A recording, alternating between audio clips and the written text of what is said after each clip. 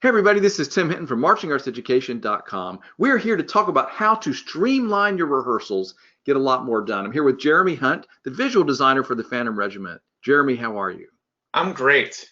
Thank you for being here. I'm so excited that the Phantom Regiment is a sponsor of this event. He's doing so much outreach to help music educators. And we're going to talk about some tips here. How to streamline a rehearsal. What advice would you have?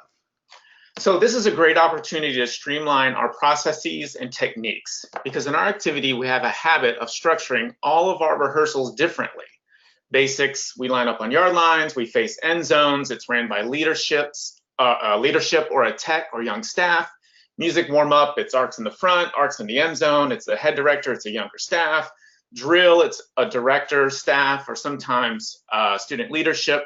Full ensemble, director, staff, and even clinicians, guest clinicians. All of these rehearsals can be run hundreds of different ways, but can there be a way to unify and run them all the same way? So let's take this time to think out of the box and start to align what we do as much as possible. For example, marching basics. Structure basics just like you would any normal full ensemble rehearsal, then run it exactly the same way. Face the front sideline instead of the end zone. That simulates the crowd placement and normal show facing and horn angles. Put the Met in the back. That will simulate a standard ensemble setup. Put the DMs up front. That simulates their standard show placement, and then the music performers get used to looking at them right away when they start doing basics. And then any other commands, techniques, approaches you use that you use in ensemble, use in basics, so it's the same thing.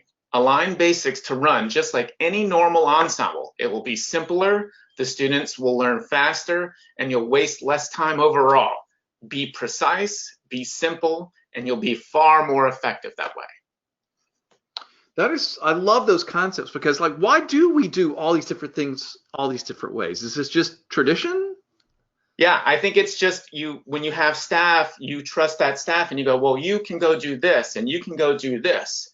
What has happened kind of here in Texas, we have the 8-hour rule, so we have to find time to streamline things everywhere. So what's happened because of that is just stack your rehearsal and approaches together and just use the same thing, and just move it over to another ensemble. I mean, who doesn't want to get more done and streamline their processes? Everybody wants to get more out of the rehearsals. Listen, I would be all for, let's cut an hour off of rehearsal if we get everything done. It's possible. So this makes perfect sense. That doesn't mean you can't still use your staff and like you're describing, but you're just using them in these different processes. And they go in knowing exactly what they need to do because the system is already in place. They're not having to invent their own system, which I know you and we've been handed a mic and you run out there and you're like, I'm in charge now, do this. The system is already there. All they have to do is then take their goal they've been given and make that happen. It's interesting we're having this conversation because I had another conversation recently with Joe Walker that's also going to be one of these segments. And he talked about how they changed his system to let the drum majors run rehearsal. And he was able to just think about comments and teaching. And he talked about how much better it was for everybody. So it makes sense to set these things up. Significantly. And it's usually harder on us older people because we're so used to these running a certain way that we want to, it's classic. I'm the head director, I'm running the Met, I'm telling the drum major what to do, and then at the end I'm going to say, hey, trumpets, make sure you play to beat 1. Well, by the time you shut off the Met and then you realize the drum major made an error, you have no idea what you're going to say music-wise. But if you have all those rehearsals to run a certain way and everybody has their job and you really lean in on those drum majors, you sit there and you go, they did exactly this error, and I'm going to tell that music person this very specific high-level information. And then that kid gets better instead of you being split 33% between turning the Met off, saying something to the drum major, saying check, and then giving the instruction. It's so far more effective.